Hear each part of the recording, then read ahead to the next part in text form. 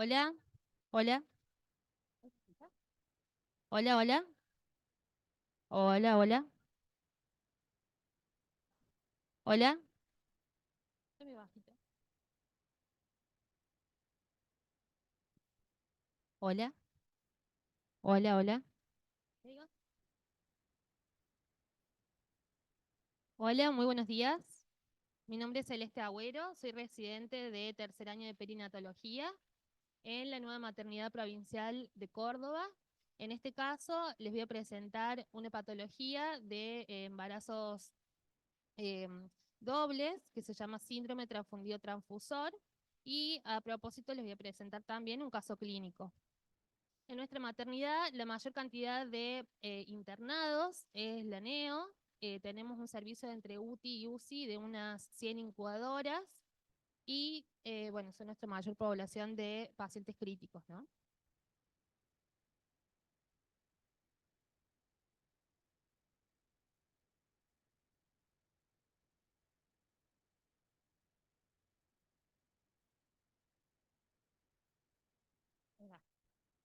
Bueno, el síndrome de transfundido transfusor es una complicación grave de los embarazos múltiples monocoriales, es decir, son embarazos múltiples que comparten una única placenta.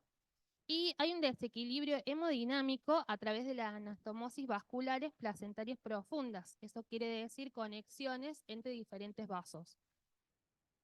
Esta asimetría, digamos, en la conexión entre los vasos genera un flujo unidireccional y eso hace que uno de los fetos sea donante con oligoamnios por hipovolemia, que más después les voy a desarrollar eso, y otro es el feto receptor con polihidramnios y por sobrecarga. En cuanto a la incidencia, en el total de los embarazos gemelares, el 65% son monocoriales, es decir, que comparten placenta. De estos, el 15% puede presentar el síndrome transfundido transfusor. La incidencia de esta patología es 1 cada 2.000 embarazos. Hay algo que es muy importante de tener en cuenta, que es que la circulación fetal es completamente diferente a lo que es la circulación adulta. Sí, como podemos ver ahí, en la placenta, en donde se produce el intercambio entre la madre, la sangre materna y fetal, funciona al revés en este sentido. Las venas van a transportar la sangre oxigenada y con nutrientes hacia el feto, o sea, de la madre hacia el feto, y las arterias son las que van a ir desde el feto hacia la placenta para eliminar todos los desechos y además, bueno, fluye justamente desde el feto hacia la madre. En las placentas monocoriales, el flujo sanguíneo está determinado por la distribución de masa placentaria que va a involucrar a cada uno de los gemelos. También hay una red de vasos sanguíneos que conectan a los dos cordones umbilicales. Como ahí podemos ver, existe una placenta y toda la arquitectura en la que salen los dos cordones umbilicales. Y además una angioestructura completamente em, muy particular, ¿no? Con anastomosis vasculares entre gemelo y gemelo. Si bien estas anastomosis se presentan siempre en embarazos gemelares y pueden ser arteria-arteria, arteria-vena, siempre existe un flujo que es compensatorio. En esta patología, esa compensación no existe y existen anastomosis arterio-arteriales que sí son superficiales y llevan la sangre en ambos sentidos, es decir, que va a estar compensado el flujo sanguíneo, pero además existen anastomosis arteriovenosas que son profundas y que llevan la sangre del lado arterial, es decir, del feto transfusor, al lado venoso, que lo va a recibir el feto receptor. Esto debido a un gradiente de presiones. La fisiopatología de esta enfermedad se produce por la asimetría en la reducción del número de anastomosis arteriovenosas. Como les explicaba antes, estas anastomosis siempre existen en embarazos múltiples, pero se compensa. Aquí, al existir una asimetría, se produce justamente la patología. Y el flujo unidireccional por anastomosis placentarias anormales, como les contaba recién. En cuanto al feto donante, va a presentar anemia, no tan solo porque la sangre va a fluir desde él hacia el otro feto gemelo, sino también porque existe una anemia que es hemolítica debido al cambio de presiones que hay entre vena y arteria. Va a producir hipovolemia porque obviamente va a tener una disminución de sangre, va a estar perdiendo sangre, y además va a presentar también una restricción del crecimiento intrauterino. Esto justamente porque al disminuir el flujo sanguíneo que llega al feto, también se van a limitar los nutrientes que va a recibir. Existe una disminución de producción de orina, la vejiga va a ser muy chiquita o inexistente, porque justamente al ser hipovolémico, la producción, digamos, o la arquitectura de la vejiga no se va a estimular. Además, va a presentar también un líquido amniótico disminuido. Hay que tener en cuenta que en la vida intrauterina existe, así como existe un balance entre lo que sería intravascular y extravascular, ese balance también se da con el líquido amniótico. Entonces, si existe una hipovolemia, el líquido amniótico también va a disminuir. Por el contrario, en el feto receptor va a haber poliglobulia porque va a recibir una cantidad de sangre extra a la que debería recibir. Va a tener hipervolemia, perdón, porque está por este flujo excesivo. Y va a presentar hidropesía. Eso quiere decir un edema generalizado, no tan solo de todos los tejidos, sino también de los órganos también. Una elevada producción urinaria, polidrapnios, eso quiere decir una elevada cantidad de líquido amniótico, y además una sobredistensión de la cavidad amniótica. Como pueden ver ahí, en el feto receptor la cavidad amniótica es muy grande y desproporcionada, y por el contrario, en el feto donante prácticamente está en el contorno del feto, digamos, casi es inexistente casi. Esta patología es un problema sanitario importante porque implica que del 50 al 70% de los fetos sobreviven, del 15 al 30% de los sobrevivientes tienen problemas neurológicos, y también implica una importante utilización de recursos hospitalarios. El diagnóstico se realiza en el primer trimestre, en la semana 11 y 14, en donde se va a detectar que es un embarazo gemelar monocorial, y además se hace una translucencia nucal aumentada, o sea, esto va a presentar en esta patología, mayor a 3,5 milímetros en uno de los gemelos, que generalmente es el que dona la sangre, y una alteración en la onda de la velocidad del flujo del ductus venoso. Los signos que aparecen como consecuencia de la transfusión de sangre entre gemelos, en el receptor, como dije antes, se va a poder observar polidrapnios, una vejiga muy distendida, o sea, mucho más grande de lo normal, por esta hipervolemia, alteraciones a la flujometría. En el Doppler se va a poder distinguir la hidropesía, y en el donante vamos a tener oligohidrapnios, ausencia de vejiga, como les contaba antes, restricción del crecimiento intrauterino, y además puede presentar alteraciones en el Doppler.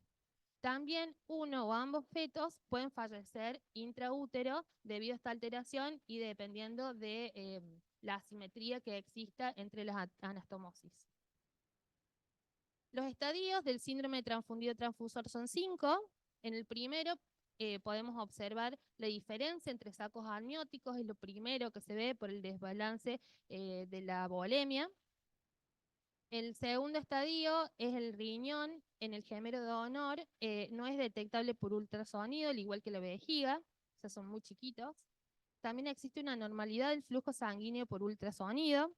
Signos de estrés en el corazón del gemelo receptor, porque al tener una carga muy alta de la volemia, su corazón va a tener que trabajar mucho más. Y bueno, la diferencia en el tamaño de los gemelos. Siempre en el gemelo que es receptor va a haber una macrosomía, no tan solo por el volumen, sino porque tiene una excesiva cantidad de nutrientes. En el estadio 4 se observa un alto riesgo de falla cardíaco en uno o en ambos gemelos, y el 5 es de feto muerto, que se puede presentar en uno o en los dos. El seguimiento es ecográfico, se realiza cada 2 semanas desde las 18 semanas de gestación, y el Doppler para establecer también el estadio y el seguimiento. Con esta ecografía semanal se puede ver el crecimiento, el cérvix, el líquido amniótico, Doppler, UA, que justamente va a ver el flujo sanguíneo que existe en el cordón umbilical, y Doppler MCA-PSB, que mide el flujo sanguíneo cerebral.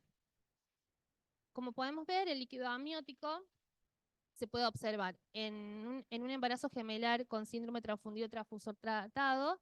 Ya se van a equilibrar el líquido amniótico, el volumen entre los dos gemelos. La recurrencia ante que el tratamiento falle, es decir, que va a seguir habiendo una diferencia entre el líquido amniótico, entre el volumen de cada uno. También se puede visualizar o distinguir la policitemia y la anemia en cada uno de los gemelos. Y por último también podemos ver el óbito en el gemelo 1 y la anemia en el otro. El tratamiento, hay varios tipos de tratamientos. Los más utilizados, eh, sobre todo antes, era la amniorreducción, en la cual se sustrae el líquido amniótico del gemelo receptor. Eso obviamente trata el síntoma, pero no resuelve la enfermedad. Y actualmente lo que se utiliza, que es lo que se hace en el hospital también, es una ablación láser de una de las anastomosis presentes en la placenta por fetoscopía. Bueno, ahora les voy a presentar un caso clínico que tuvimos este año en el hospital. En cuanto a los antecedentes maternos, la gestante tenía 22 años, tercigesta, secundípara con 2 cesáreas previas. Ingresa a la guardia derivada de otro hospital de Córdoba, del materno neonatal. Tiene un embarazo de 29 semanas por ecotardía. Eso quiere decir que se utilizan ondas para ver no tan solo los gemelos, o sea, en donde se puede ver el crecimiento, determinar la edad gestacional y demás, sino también la pelvis materna. Y si bien está recomendada hasta entre las 18 y 20 semanas, se realizó acá porque, bueno, era muy importante de determinarlo. La fecha de última menstruación era incierta. Se determina que es un embarazo gemelar, monocorial, biamniótico, es decir, que existen 2 cavidades de líquido amniótico, con diagnóstico prenatal de síndrome transfundido transfusor, con estadio Quintero 4, o sea, un estadio bastante avanzado. Es un embarazo no controlado y se interna por estudio y monitoreo. Se programa la cesárea para 2 días posteriores a su ingreso por el estadio de los gemelares. Patologías previas no tenía, la serología es negativa, el estudio de portación no se realizó tampoco, la membrana estaba completa y no se había realizado ningún tipo de neuroprotección para ninguno de los gemelos. Bueno, nace el gemelar 1, es un neonato de sexo masculino, nace por cesárea, de presentación cefálica, sin circular, con polidramnios, excesiva cantidad de líquido amniótico. Ligadura de cordón menor a 30 segundos. Esto se aclara porque generalmente se recomienda, sobre todo en prematuros, por lo menos retrasar la ligadura del cordón 1 minuto, no tan solo para elevar la hemoglobina y el hierro fetal, sino también para prevenir la hemorragia materna, posparto. Se estima 29 semanas de edad gestacional, es un recién nacido pretérmino, con un peso en nacer de 2.960 gramos, es decir, pesaba casi 3 kilos y tenía solamente 29 semanas.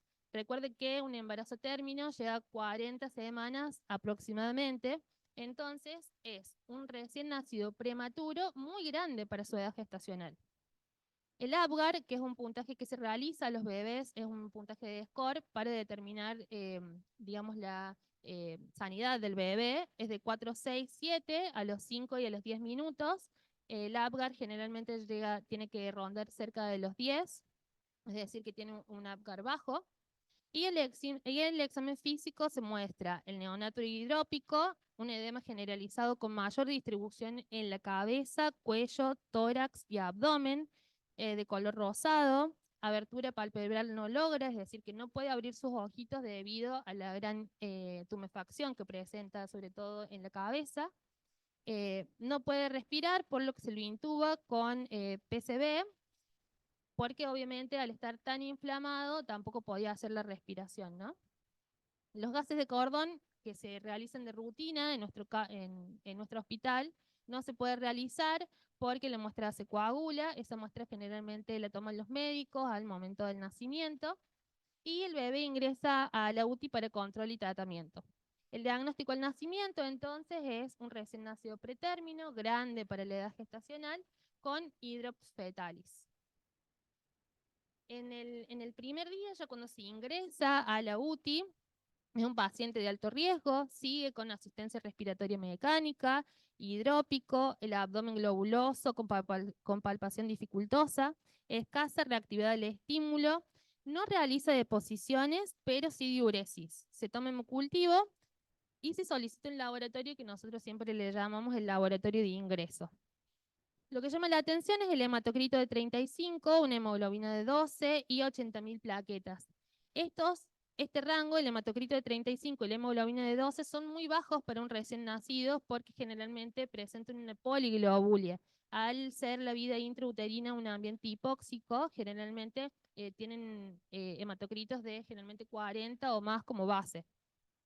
Tenía 2,4% de reticulocitos y eritroblastos 142%. Si bien es un bebé prematuro, suelen presentar eritroblastos, pero esto indica una gran cantidad, ¿no? Después se observa una hemostasia alterada y de la química sorprende una GOT, la transaminasa muy elevada, y además proteínas totales y albúmina muy por debajo de lo normal. En cuanto al estado ácido-base, presenta un trastorno mixto con acidosis respiratoria y metabólica. Desde el servicio de cirugía se le realiza una vía central subclavia izquierda y se le realiza también una punción aspiratoria abdominal, de la cual se sustraen 50 mililitros de líquido acítico, en el cual se muestra en el físico-químico una apariencia amarillento, límpido y proteínas totales de 1.860 gramos por litro. El cultivo es negativo y se produce se trata el bebé con antibióticos, se produce surfactante, eso es para la madurez pulmonar, vitamina K por justamente este desbalance, la hemostasia, dobutamina y fentanilo. Al primer día de vida sigue sin realizar deposiciones, se realiza una interconsulta con cardiología, en donde se presenta una insuficiencia cardíaca por bajo gasto cardíaco marcado, con derrame pericárdico y miocardiopatía dilatada. La punción peritoneal se extrae en 50 centímetros cúbicos, lo que le permite al bebé una mejoría en cuanto a la dinámica ventilatoria y la saturación de oxígeno. En la interconsulta con genética se lo diagnostica con un fenotipo complejizado, con hidrops fetal, esto es muy marcado, edema generalizado en fascia, indurado, es decir, que no tan solo presentaba este edema, sino que también existe un tejido fibroso, es un edema muy duro, digamos, para la piel, en tórax y abdomen, lo que dificulta la valoración. La hipotensión sostenida, desaturaciones, disminución del ritmo diurético. En el laboratorio se le realiza control de gases y se observa un trastorno mixto con acidosis respiratoria y metabólica. En este caso, el bicarbonato en el primer día de vida varió 18, 16, 19 miliequivalentes por litro y con un ácido láctico de 49,6. Se realiza entonces un inicio en la terapia vasoactiva. Al segundo día, el neonato empeora, está muy inestable, la hidropesía no se puede bajar, piel a tensión, justamente por esta induración que les comentaba antes, la excursión torácica, abdomen tensión, cara y cráneo comprometidos por el edema subcutáneo, descenso de los pabellones auriculares por descenso mecánico del edema craneal. Esto es muy importante porque en los premas generalmente la forma del oído es donde se va a ir desarrollando. Sin apertura ocular, o sea, ya llevaba 2 días y el bebé todavía no pudo abrir sus ojos, y con episodios de desaturación y cianosis. Se observan hematomas abdominales, por lo cual se transfunde plasma, anuria y sigue sin realizar deposiciones. Se lo interviene, se hace una punción abdominal y una punción pleural, de la cual se sacan 370 mililitros, y de la punción pleural izquierda 15 mililitros y el derecho 5. Si bien mejora la saturometría y se deja el drenaje, post procedimiento el bebé presenta desaturación, bradicardia, aumento de distensión abdominal por escape de aire y presenta un paro cardiorrespiratorio. Se lo reanima y recién podemos tener una respuesta a los 10 minutos. Por eco se observa un derrame pericárdico, se le realiza una nueva punción, pero no tiene éxito. En el laboratorio, el control de gases sanguíneos también sigue siendo un trastorno mixto, o sea, sigue con la tendencia anterior, en donde se presenta una acidosis metabólica muy marcada con bicarbonato de 14,4, 12,3, 11,7, 12,6 miliequivalentes por litro. Estos bebés son muy controlados por día, llegan a tener casi 17 intervenciones por día entre lo que es laboratorio, kinesiología, y los médicos, por lo que nosotros tenemos mucho contacto con los médicos y tratamos de disminuir la cantidad de muestras sanguíneas, ¿no? El ácido láctico es de 164,4 milimol por litro y bueno, esto marca también un desbalance respiratorio. En cuanto al hematocrito es de 21 y la hemoglobina 6,5, es decir, muy baja, el bebé está anémico. Sigue con asistencia respiratoria mecánica, se lo lleva abajo y se produce una transfusión de glóbulos rojos, plaquetas y albúmina. También se produce una corrección del bicarbonato porque, como podemos ver, está muy bajo. Al día 3 sigue desmejorando, sigue con asistencia respiratoria mecánica, con vía central, sonda vesical, drenajes pleurales bilaterales, quedan eso para drenar y tratar de reducir un poco el edema. Anuria por más de 24 horas, sigue sin realizar deposiciones. Eso en un neonato es muy importante porque va a hablar justamente de todo su metabolismo. Normotenso y fallo cardíaco, no presenta fiebre, hematomas, lesión de aspecto isquémico en tórax y pérdida de líquido en sitios de punción. Sigue con edema generalizado, predominio cefálico y muy reactivo al estímulo. El laboratorio, después de la transfusión, el hematocrito sube un poco, 31, la hemoglobina 11, plaquetas 42.000, en eritroblastos 125, o sea, sigue presentando una eritroblastosis, y glóbulos blancos de 4.630. Como vemos, también persiste y se agrava la condición de su hemostasia, con un dímero D de 22,6 y un fibrinógeno de 56. Bueno, el APP y el KPTT también están desbalanzados, ¿no? Seguimos con una desmejoría en las transaminasas, sobre todo en la GOT, presentando 294 unidades por litro. Proteínas totales todavía siguen bajas de 1,93 y albúmina 1,2. Estos valores tienen que alcanzar más o menos 3,5 aproximadamente, o 5 en el mejor de los casos. Con lactoacidemia, y bueno, vemos el equilibrio ácido-base muy distorsionado, seguimos viendo el trastorno mixto de acidosis metabólica y respiratoria, con bicarbonatos de 15, 18, y un ácido láctico que no baja de 100, en este caso fue en el día 3, 106,5. Se vuelve a transfundir plasma, albúmina, se corrige el bicarbonato y se lo trata con adrenalina, mildona, fentanilo, vitamina K, enoxaparina y furosemida. Al día 4, cianúrico, el examen físico sin cambios, el hematoma en tórax y la lesión isquémica en el miembro inferior derecho, en el dedo y tarso. Sigue en asistencia respiratoria y el laboratorio sigue teniendo la misma tendencia a los días previos en cuanto al equilibrio ácido-base y a la desregulación de la hemostasia. Se inicia tratamiento de antibióticos, se transfunde glóbulos rojos, plaquetas y plasma, y entonces presenta este bebé un trastorno hematológico de coagulación y plaquetopenia severa, un trastorno hemodinámico y un trastorno metabólico. Al día 5, el neonato presenta una franca desmejoría clínica con examen físico sin cambios. No se puede bajar el edema generalizado por más que se le realizaron diferentes extracciones de líquido. sigue en asistencia respiratoria, nunca pudo salir, y esta vez se observa un sangrado a través del tubo endotraqueal. También los drenajes pleurales bilaterales con líquido sanguinolento, se observa un coágulo en el interior de este líquido, sangrado gástrico en sitios de punción también, y se produce un fallo cardíaco marcado. El laboratorio sigue mostrando la misma tendencia que los días previos, con marcado descenso de glóbulos blancos, plaquetas, trastorno de coagulación severa, anemia y trastorno mixto del equilibrio ácido-base. Se vuelve a transfundir glóbulos rojos y plasma.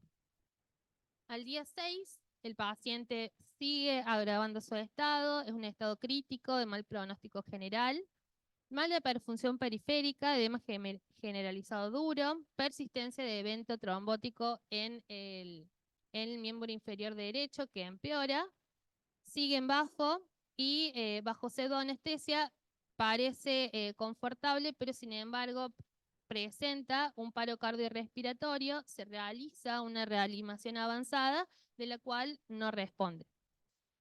Clínicamente, ausencia de latidos, entonces ese día el bebé fallece. El gemelar 1 entonces era el gemelo receptor, fue un recién nacido pretérmino, grande para la edad gestacional. La principal patología y lo que desencadenó todo el desequilibrio es el hidrops fetalis. Tiene una insuficiencia cardíaca, trastornos metabólicos y también trastornos hematológicos. El gemelar 2 es un neonato de sexo masculino también, cesárea, de presentación cefálica, de 29 semanas de edad gestacional, pero el peso al nacer es de 1000 gramos. Entonces es un recién nacido pretérmino, pero él sí es adecuado para la edad gestacional y presenta un Apgar bajo de 5 o 7 en los 5 y 10 minutos. Nace sin esfuerzo respiratorio, por lo que se inicia la intubación. Al examen físico se ve rosado con acrocyanosis, está intubado, con buena mecánica ventilatoria, buena entrada de aire bilateral, testículos no descendidos e impresiona hipospadías. Esto quiere decir que la uretra no se va a presentar en la cabeza del pene, sino que se presenta más cerca de los testículos o en otra parte del pene. En los gases de cordón, este bebé sí se pudo determinar y para un recién nacido pretérmino, esos valores son bastante normales, digamos. Presentan una acidosis, recuerden que la vida intrauterina es un ambiente hipóxico, eso va a hacer que justamente el pH sea mucho más bajo. Ingresa a UTI para control y el tratamiento. Entonces, al ingresar a la unidad de terapia intensiva, el diagnóstico es un recién nacido pretérmino, adecuado para la edad gestacional, es el gemelar 2 y se le diagnostica con enfermedad de membrana hialina, una complicación que es muy frecuente en los recién nacidos pretérmino. Entonces, en el laboratorio de ingreso, podemos ver que mejora su estado ácido-base. Esos, como les contaba recién, esos valores son normales para un recién nacido pretérmino. Sigue en asistencia respiratoria mecánica, la saturometría es estable, hemodinámicamente está compensado, reactivo a los estímulos, no se palpan visceromegalias y sí produce diuresis. Al primer día de vida, en el primer laboratorio de la mañana, se observa una bilis total de 6,78 miligramos por decilitro, completamente a expensas de la bilis indirecta, y en el laboratorio de la noche, de la ronda, se presenta una bilis total de 9,57 miligramos por decilitro, también a expensas de la bilirrubina indirecta. Cabe recordar que si bien la hiperbilirrubinemia en neo es frecuente, en el primer día de vida siempre es patológica, mientras que la fisiológica se puede presentar durante el primer día de vida. Esto habla de que el gemelar 2 estaba haciendo una anemia hemolítica. El paciente, al día 2 de vida, el paciente de riesgo por prematurez, sin requerimientos de oxígeno, está eupneico, esto quiere decir que la respiración le puede llevar completamente a cabo y sin ningún esfuerzo por el mismo. El laboratorio, lo que llama la atención es una PCR de 2,1 y la bilis total que sigue aumentando a 9,72 a expensas de la bilis indirecta también. por lo que se realiza luminoterapia intensiva y también se realiza un tratamiento antibiótico por esa PCR. Al día 3, sí se da un apoyo respiratorio por CPAP, sin desaturaciones, buena tolerancia alimentaria, afebril, y se continúa con la luminoterapia, pero como vemos, ya se puede la bilirrubina total puede descender a 2,94 a expensas de la indirecta también, ¿no? El día 4, el Gemelar 2 presenta en el laboratorio de la mañana una hemoglobina de 15,6, un hematocrito de 46, plaquetas de 200.000, y posteriormente a esto se puede observar un sangrado digestivo y pulmonar y se sospecha de una alteración de la coagulación, pero eso no se puede determinar porque las muestras en bebés tan chiquitos, acuérdense que pesaba solamente 1 kilo, son muy difíciles y más para determinar pruebas de hemostasia, fibrinógeno, no tan solo por el tipo de muestra que necesitamos, sino también por el volumen. Se le transfunde glóbulos rojos, plasma y plaquetas. La PCR es de 0,5 y la procalcitonina marca un valor de 8,24, por lo que se procede a hacerle un tratamiento antibiótico. El día 5 está hemodinámicamente compensado, sin requerimientos de soporte ventilatorio, o sea, pudo superar todos estos eventos. Y el día 6, el paciente es de riesgo solamente por ser prematuro. Está colorido rosado pálido, bien perfundido, reactivo eutérmico, o sea, puede ya mantener su temperatura corporal él solo. Permanece en suficiencia cardiorrespiratoria, sin requerimiento de oxigenoterapia, buena dinámica ventilatoria. Es decir, que ya pudo superar todos los eventos que le llevó a la patología del síndrome transfundido transfusor. Este bebé permaneció internado en la unidad de terapia intensiva solamente para lo que es la cirugía para corregir la uretra, y posteriormente ya pasó a cuidados intermedios. Para finalizar entonces, cerramos que el Gemelar 2 era el gemelo dador, presentó, se lo diagnosticó como un recién nacido pretérmino, adecuado para la edad gestacional, con suficiencia cardíaca y trastornos metabólicos por hiperbilirrubinemia, en donde se puede detectar que era el dador por esta anemia hemolítica. Bueno, eso es todo. Espero que les haya gustado.